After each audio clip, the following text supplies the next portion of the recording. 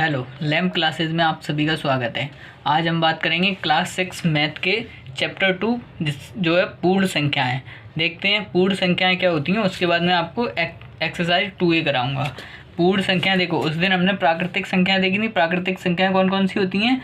1, 2, 3, 4, 5, 6 dot dot dot dot अनंत तक, यानी 1 से शुरू होती हैं और अनंत तक होती हैं, वो हमारी प्राकृतिक संख्याएं। यानी ये संख्याएं कौन सी हैं?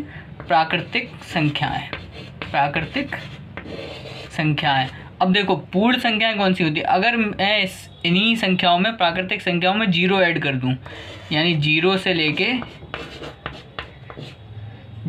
लेके अनंत तक, 0 से लेके अनंत तक जो संख्याएं होती हैं वो हो गई हमारी पूर्ण संख्याएं। ठीक है, समझना है आपको। पूर्ण संख्याएं क्या होती हैं?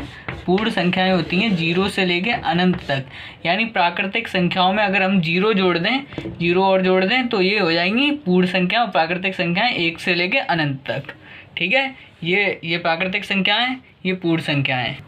देखिए हम देखते हैं एक्सरसाइज 2A की सवाल नंबर पहला है। सवाल नंबर पहला क्या कह रहा है? बताए सबसे छोटी पूर्ण संख्या बताइए। यानी अभी मैंने आपको बताया था पूर्ण संख्या कहाँ से शुरू होती है? 0 से। तो सबसे छोटी पूर्ण संख्या कौन सी होगी? हमको पता है सबसे छोटी पूर्ण संख्या होगी 0।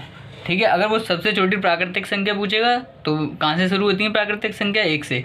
और उसने पूछी है सबसे छोटी पूर्ण संख्या, तो 0 हो गई। अब वो कह रहा है संख्या रेखा पर निम्नांकित पूर्ण संख्याओं को प्रदर्शित कीजिए। यानी एक संख्या रेखा बनानी है और उन पर इन संख्याओं को प्रदर्शित करना है। तो देखो कैसे प्रदर्शित करेंगे संख्या रेखा पर। जैसे मैंने एक रेखा खींची बिल्कुल सीधी, ठीक है, ये हो गई संख्या रेखा। अब मैं इस पर देखो, जैसे मैंने ये पॉइंट लिया 0, मैं उतनी दूरी पर 1, उतनी दूरी पर 2, उतनी दूरी पर 3, उतनी दूरी पर 4, उतनी दूरी पर 5, उतनी दूरी पर 6। ठीक है, ये मेरी हो गई संख्या रेखा पर प्रदर्शित पूर्ण संख्याएं जो मुझे दी थी। ठीक है, ये हमारे पहला और दूसरा सवाल हो गया। अब तीसरा सवाल देखते हैं। देखिए अब हम देखते हैं सवाल नंबर 3 क्या कह रहा है। 3 क्रमागत पूर्ण संख्याओं में पहली और तीसरी संख्या का योगफल 28 है, संख्याएं ज्ञात कीजिए। सबसे पहले उसने क्या कहा है? 3 क्रमागत पूर्ण संख्याएं। यानी क्रमागत का मतलब होता है क्रम से। जैसे एक लिखा है 7, तो अगला हुआ 8, 9, ऐसे ही क्रमागत संख्याएं हैं। तो उसने बताया कि पहली का और तीसरी का योगफल 28 है। यानी हमने 3 क्रमागत संख्याएं ली, कोई सी भी, जैसे मैंने 6, 7, 8 ली। मुझे ये बता रहा है कि पहली और तीसरी का योगफल 28 है। तो मैं इसका क्या करूँगा? मैं मान लूँगा इनको। देखो कैसे मानूंगा? पहली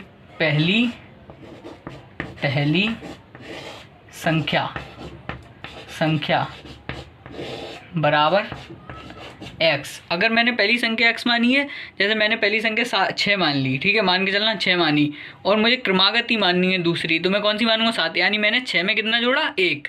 मैंने 6 में 1 जोड़ा, तभी तो मुझे अगली दूसरी संख्या मिली। तो दूसरी संख्या बराबर, दूसरी माना पहली संख्या बराबर माना दूसरी संख्या बराबर x + 1।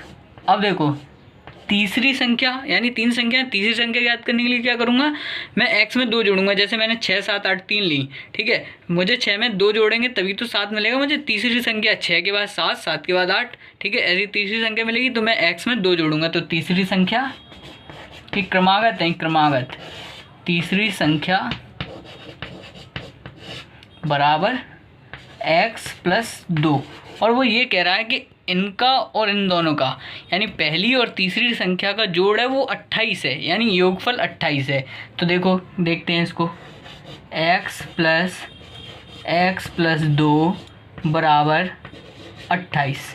देखो ये एक x, अगर इसके आगे कुछ नहीं होता तो उसमें हम 1 मानते हैं। तो 1x ये, 1x ये, कितने हुए? 2x। ये कितना है? +2 बराबर 28।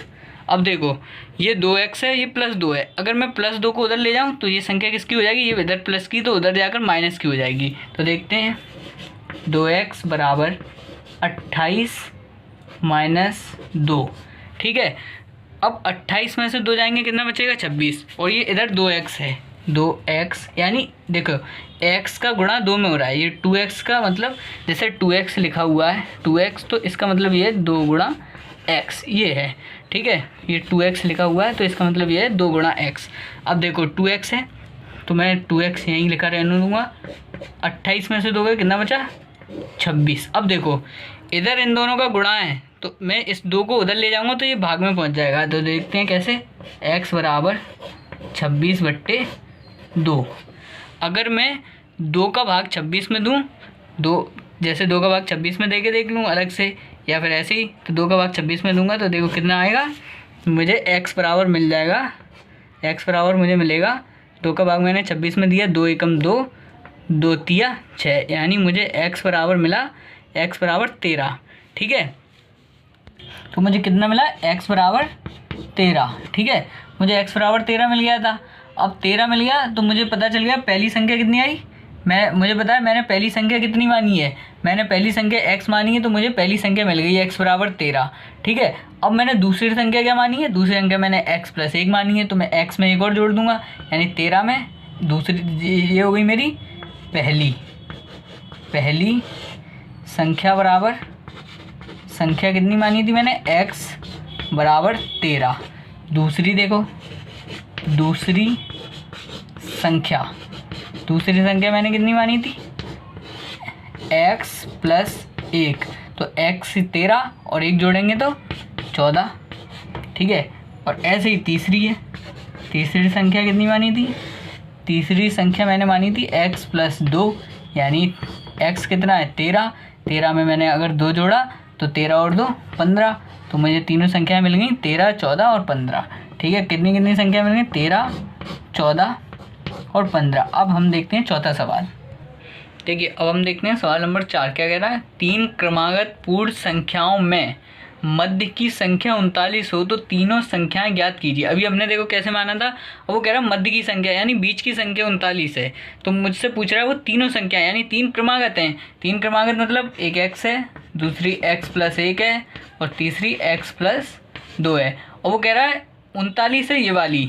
अगर ये 39 है तो देखो ये खाली x है और मैंने इसमें एक में x जोड़ा, तो मैं अब क्या कर दूंगा, इसमें से एक मतलब एक घटा दूंगा तो ये कितनी आ जाएगी 38, और मैं इसमें 2 जोड़ रहा है, x में 2 जोड़ रहा है, x में 2, और इसमें पहले से ही 1 जोड़ा है तो 39 है, 39 में एक और जोड़ दूंगा तो कितना हो जाएगा 40। देखो हम वैसे भी देख सकते हैं, जैसे देखो x + 1 बराबर 39 है, ठीक है, और x बराबर कितना आएगा 39 - 1 यानी x बराबर 38। तो पहली संख्या जो मैंने मानी थी x वो 38 आ गई, ठीक है। और दूसरी संख्या मुझे दे ही रहा है 39 x + 1, तीसरी को मैं कैसे बना दूंगा, तीसरी x + 2 होती है, यानी 38 + 2 कितनी आ गई x + 2 बराबर 40, यानी ये मुझे मिल गई, ठीक है। तो मेरी संख्या कितनी आई 38, 39, 40, ठीक है। ये चौथा नंबर सवाल है। 5वां नंबर देखिए, देखते हैं सवाल नंबर 5। प्राकृतिक संख्याओं के समूह में किस संख्या के सम्मिलित कर लेने पर वह पूर्ण संख्याओं का समूह बन जाता है।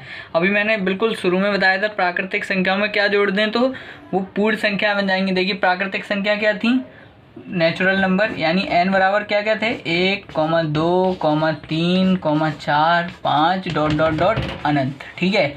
अब वो कह रहा पूर्ण संख्या बतानी है, यानी पूर्ण संख्या इनमें क्या जोड़ दें कि पूर्ण संख्या हो जाए। तो मैंने क्या जोड़ा था पूर्ण संख्या बनाने के लिए, पूर्ण संख्या बनाने के लिए मैंने क्या जोड़ा था 0, संख्या बनाने के लिए मैंने 0 जोड़ा था, 0, 1, 2, 3, ... अनंत। यानी प्राकृतिक संख्याओं के समूह में अगर मैं, इसका आंसर क्या है 0, अगर मैं 0 जोड़ दूं, ठीक है, 0 जोड़ दूं तो मुझे पूर्ण संख्याओं का समूह मिल जाएगा, ठीक है। ये मेरा हो गया सवाल नंबर 5 यानी एक्सरसाइज 2A ख़त्म, ठीक है। अगर आपको ये वीडियो अच्छी लगी हो तो इसको लाइक करें, शेयर करें और चैनल को सब्सक्राइब करें और उन लोगों तक पहुंचाएं जिसको इसकी ज़रूरत है, ठीक है। आगे से जल्दी आगे बढ़ाएं।